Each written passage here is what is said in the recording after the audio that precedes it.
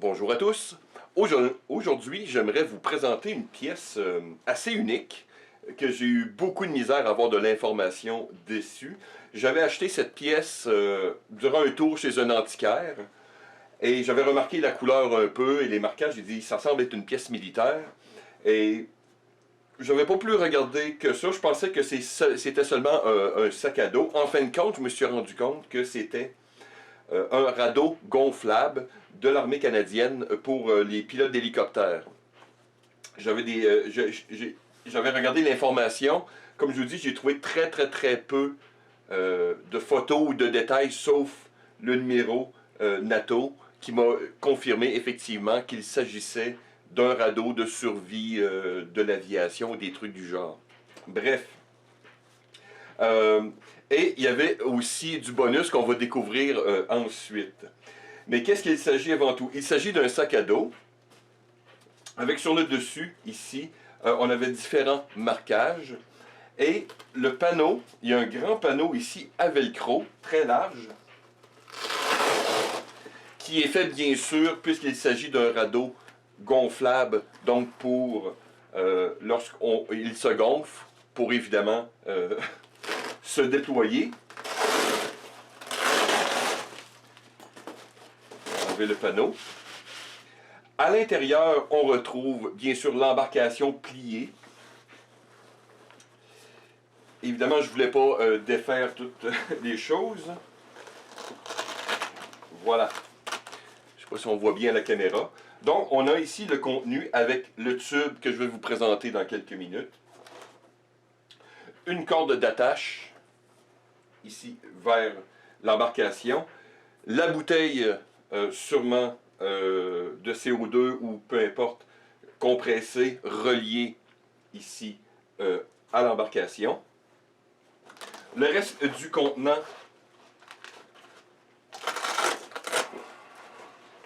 la tubuleuse, enfin bref, l'autre tube, on va le voir de l'avant, est relié à cette chose. J'en ai aucune idée, il s'agit d'une poche gonflable, enfin bref, je n'ai aucune idée. À l'intérieur, comme je vous dis, j'ai très peu d'informations. Ou même de photos de cette pièce. Mais bref, voici l'intérieur et je vais vous présenter la poche tantôt quand on va remettre le tout. Mais je voulais vous présenter avant tout l'intérieur. Donc voilà, rien de très simple. Le tout est rembourré. Donc c'est vraiment de l'excellent matériel. On voit ici, c'est sûrement du genre de cordura nylon des 1000. Donc on le voit la texture. Et voilà. Donc ici sur la bouteille, on a du velcro qui va se coller ici sur le côté. Donc l'ensemble est fait vraiment pour rester très stable à l'intérieur. On va remettre le tout à l'intérieur. On va remettre notre panneau.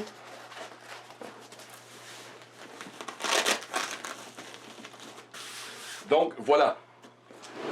Ensuite, dans le bas ici, on a une poche auxiliaire.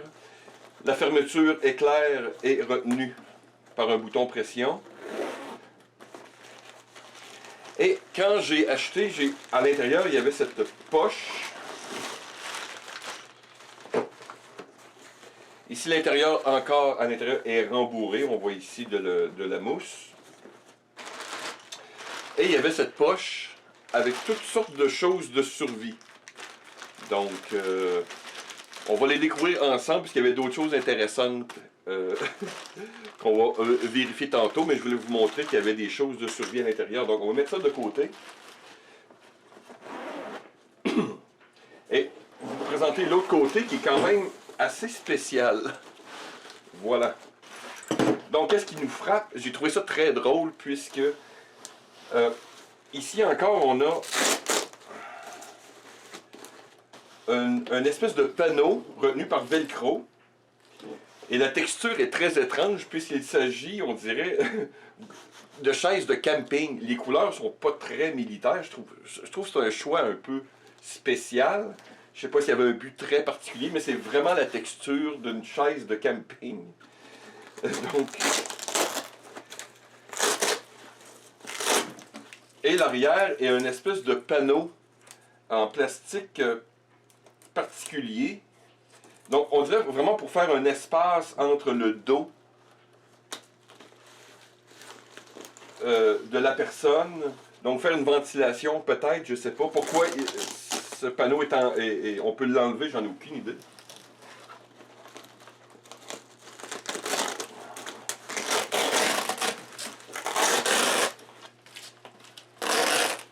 Puisque il n'y a rien de spécial à l'intérieur, il n'y a pas de fonction, donc ça semble vraiment être un élément de ventilation. Pourquoi on peut l'enlever? Encore là, aucune idée. On va le remettre là. Voilà. Ensuite, on a d'énormes sangles très costauds, ajustables en longueur, avec de très grandes boucles. Ici, on voit vraiment c'est du matériel fait pour endurer, du métal, de l'aluminium, des sangles très lourdes.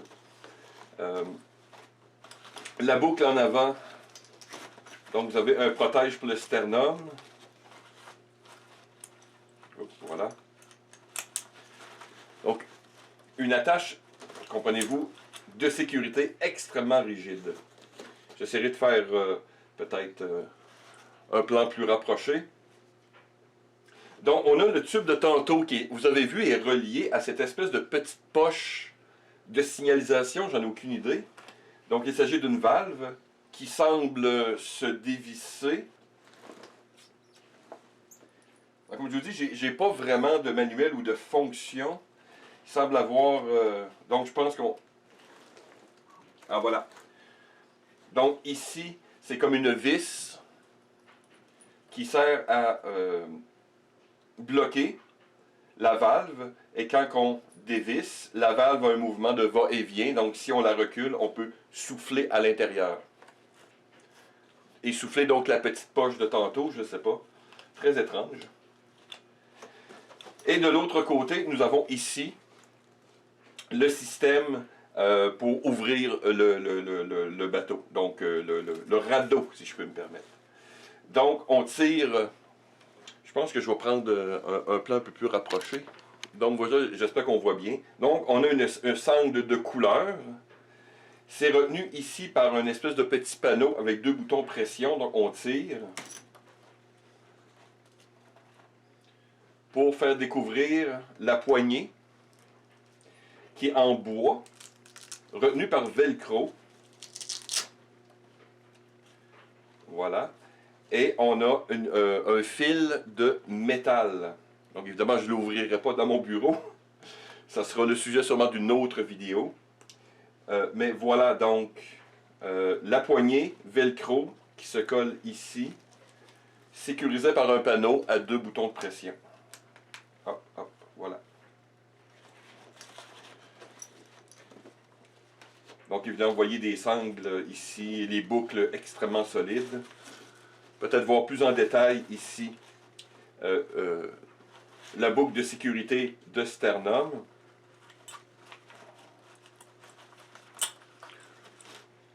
Donc la boucle ici est l'attache. Donc à l'intérieur, une pression. Donc on donne un coup. Voilà, hop. Et quand on veut détacher rapidement, on tire ici. C'est pas caché avec mes doigts. Voilà. Donc on tire tout simplement vers le haut et voilà. Donc, des matériaux de très bonne facture, très intéressants, avec un panneau de camping très étrange. Donc, voilà. Évidemment, l'ouverture le déploiement du bateau, je le ferai dans une autre vidéo, parce que je n'ai aucune idée, il faut que j'aille faire vérifier la bouteille de gaz pour voir s'il est encore fonctionnel, puisque la date sur le contenant est 1984. Quand j'avais fouillé un peu sur le bateau, j'ai des dates comme 84, 86, 87.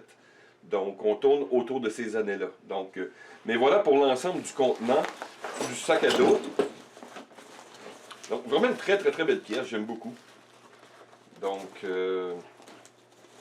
maintenant, ensemble, on va vérifier le fameux sac de survie, ou enfin, qu'est-ce qui en reste. Maintenant, découvrons ensemble ces chose de survie qui était dans le sac à dos. Donc, quand j'ai trouvé ça, c'était dans ce sac en plastique avec du ruban, qui me semble être du ruban militaire, qui était déjà ouvert. Donc, voilà. Qu'est-ce qu'on avait à l'intérieur? On avait cette bobine.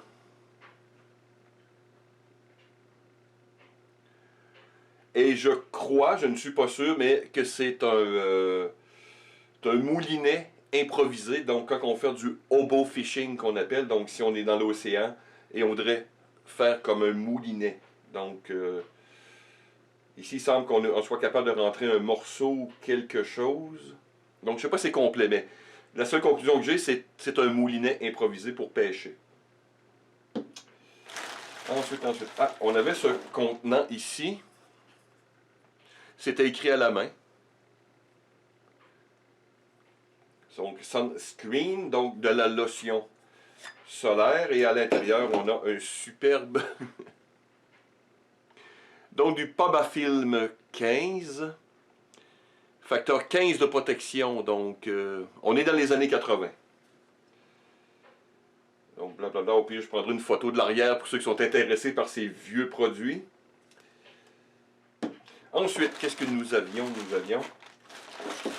Bon, voilà.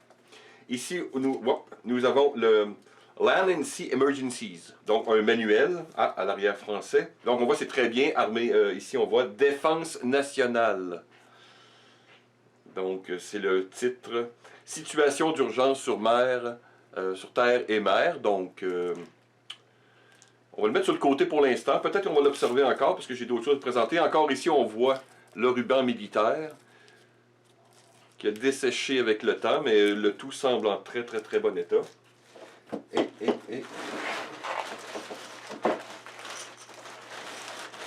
Et nous avions ces trois petits contenants étanches très bien connus, qu'on retrouve encore au niveau militaire ou au niveau civil. Donc ces contenants étanches, souvent à l'arrière, on devrait retrouver un silex. Je sais pas si... Aucun de ces contenants ne dispose, mais les contenants modernes ont souvent une petite barre de silex ici pour allumer un feu. Et à l'intérieur, nous retrouvons premièrement, l'allumeur, une striker, et de petites allumettes tempête. Donc, il semble encore 1, 2, 3, 4, 6 allumettes. Donc, 6 allumettes. Donc, 2 petits contenants avec son allumeur, son striker. Donc, je vois pas le but vraiment de les mettre encore dans des sacs imperméables, mais bon, très blindés. Et ici, je me souviens, les trois sont similaires. Comme je vous dis, je ne sais pas si c'était la dotation habituelle d'en avoir 3, je ne sais pas. Donc, mais on a un bonus. Ensuite,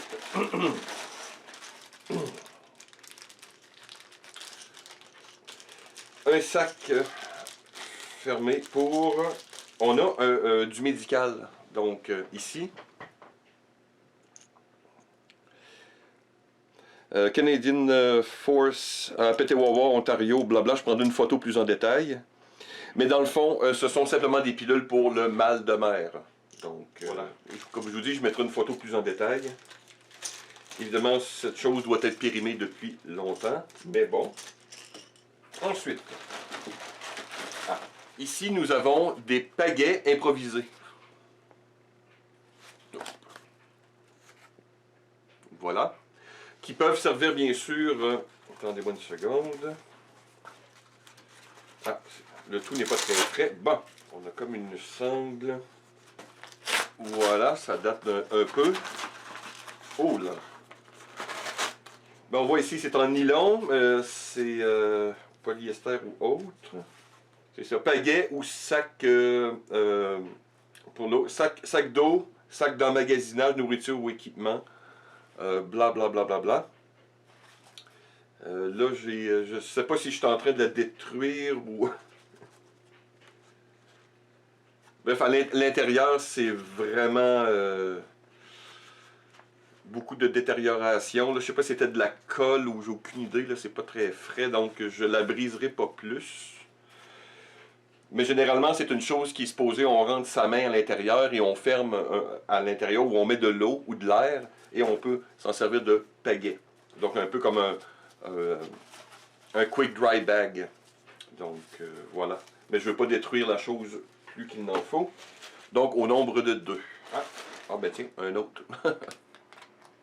Même chose. Donc on avait 4 petits contenants. Ensuite, qu'est-ce que nous avons? Voilà, nous avons First Aid Kit Survival, instruction for use inside à l'intérieur. Expire le 11,95. Donc je crois qu'on va l'ouvrir justement pour vérifier. Bref, voilà, dans un contenant qui semble encore sous vide. Donc voilà. Et je sais que ça va être un peu dur à lire, mais Force canadienne, paquet d'aliments de survie. Manger lentement, 1-2 morceaux à la fois, 1989. Et ce qu'on va faire, c'est qu'on va découvrir si c'est encore mangeable. Donc voilà. Donc voilà, c'était tout le contenu qu'on avait du kit de survie quand je l'ai trouvé. Donc j'ai trouvé que c'était un bonus très intéressant. Donc maintenant, on va découvrir les éléments, donc le manuel, le kit de premiers soins et la ration. Maintenant, explorons le manuel lui-même. Donc, emballé un sac. Donc, le manuel lui-même est comme neuf. Peu de marquage. Donc, comme tout ce qui est d'usage dans l'armée canadienne, français et anglais. Donc, un côté ici en anglais et côté en français. Différentes informations. Situation d'urgence sur 1984, réimpression du stock. Bref, si on voit les abris, différents types champignons, nourriture. Ah, faire des collets, très intéressant. Donc, ça me semble. Ah, des collets écureuils. Il semble avoir les mêmes techniques que j'enseigne à l'école de survie. Encore là, des abris en hiver, en été. Donc, ça semble couvrir survie dans le désert. Donc, on voit des avions écrasés, degrés. Donc, ça semble être un petit manuel de survie tout à fait valide. Je vois plusieurs des choses ici, c'est les mêmes techniques que j'enseigne. Donc, et ensuite, ça tourne vers la section en anglais. Donc, petit manuel fort intéressant. Bon, maintenant, découvrons le kit de premiers soins. Donc, il n'y a pas de marquage pour savoir où l'ouvrir ou... Donc je crois que ça serait sur ce grand rabat-là, donc peut-être donner un coup, ça ressemble à ça. Donc voyons si mon intuition est bonne. Ah. Hop. Voilà. Et...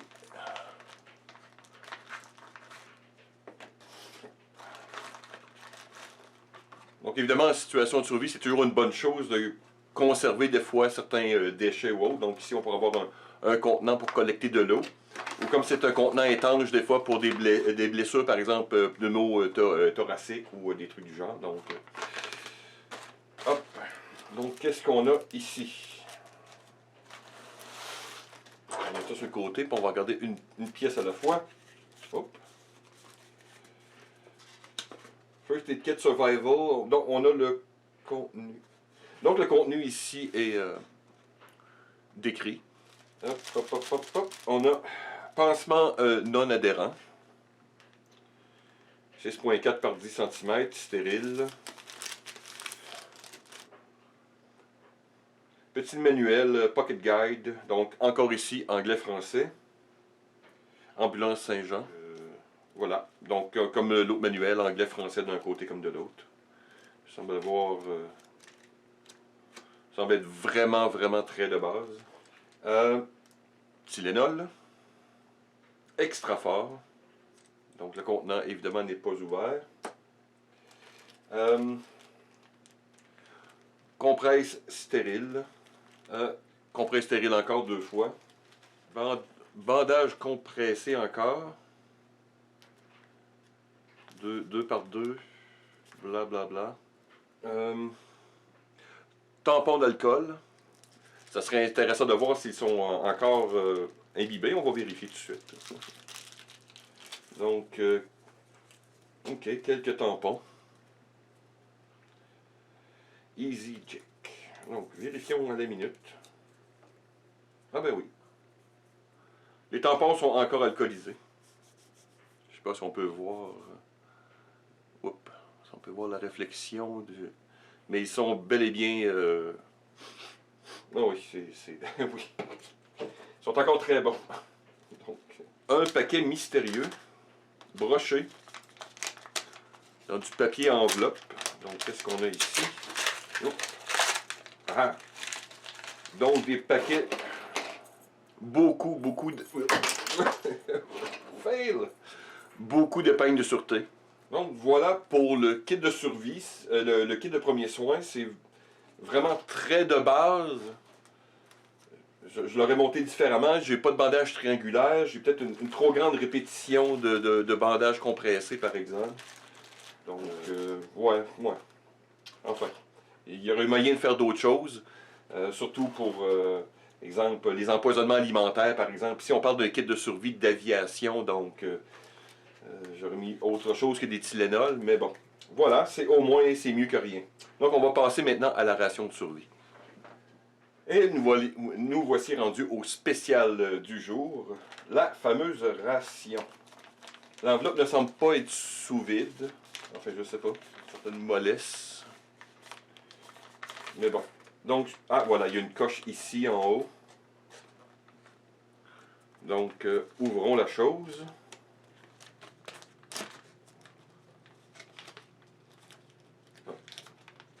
On va ouvrir plus bas peut-être. La coche est trop haute, donc on va y aller avec un ciseau.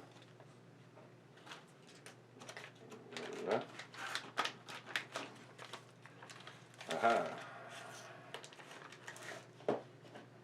Oh. Oh là, très étrange tout ça.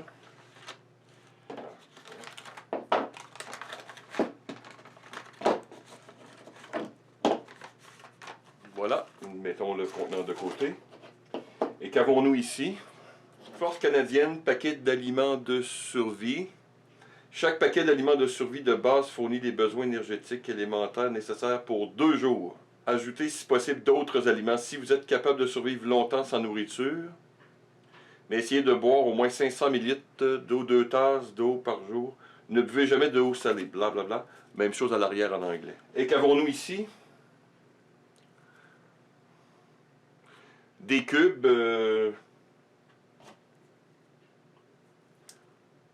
Certains semblent avoir d'autres couleurs, donc on a du rouge, orange, vert, ici orange, jaune. Je crois pas que la couleur a vraiment une influence sur le taux calorifique. Le tout semble extrêmement encore bien enveloppé. Il n'y a pas vraiment d'odeur. Donc pour la science, on va en goûter un. L'intérieur est très collant. Je ne sais pas si vous entendez, c'est vraiment très collant.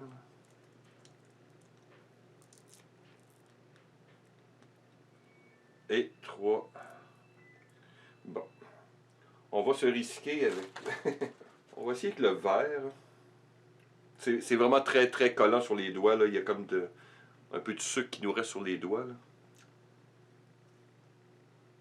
Là.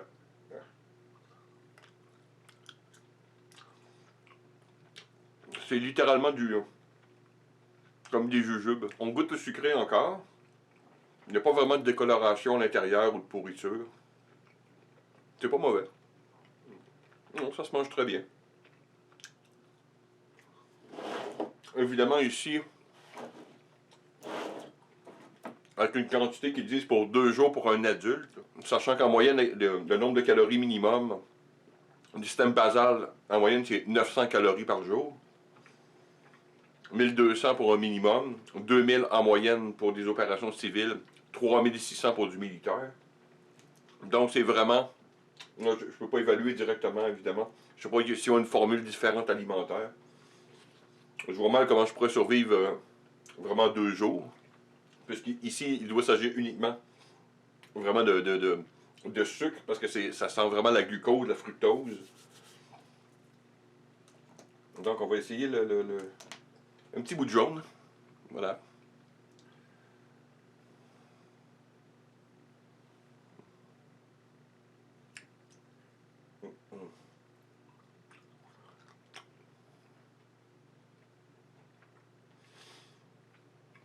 Ouais, il y a réellement des saveurs sont différentes d'un à l'autre. L'autre, c'est dur à dire que si ça goûtait le vert, la lime, ça goûtait plus peut-être le melon ou. Encore ici, si c'est jaune citron, c'est pas très citronné, mais évidemment, on est en survie donc. Encore aussi très mangeable. Je vais aller me laver les mains là, pour terminer la vidéo. Je reviens. Donc peut-être un autre petit test à faire avec les allumettes. Donc le contenant, vous avez vu que j'en avais 4 à l'intérieur. Donc on va en tester un au hasard. Donc on avait nos paquets. Bref, le contenant. Souvent les contenants un peu plus modernes, comme ceux-ci, ont souvent le porte grattoir à l'extérieur, entre autres. Donc, et j'ai remarqué que celui-ci avait un petit bout de papier à l'intérieur. Donc, ça peut être intéressant aussi pour partir le feu. Donc, c'est peut-être l'excuse aussi pour avoir ce petit bout-là. Donc, voilà. Donc, nos grattoirs.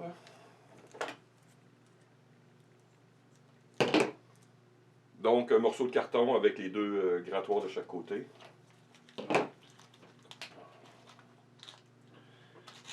Hop, regardons si... Oh, ok, c'est beau. Pas que le feu prenne. Donc, vous voyez. Ah!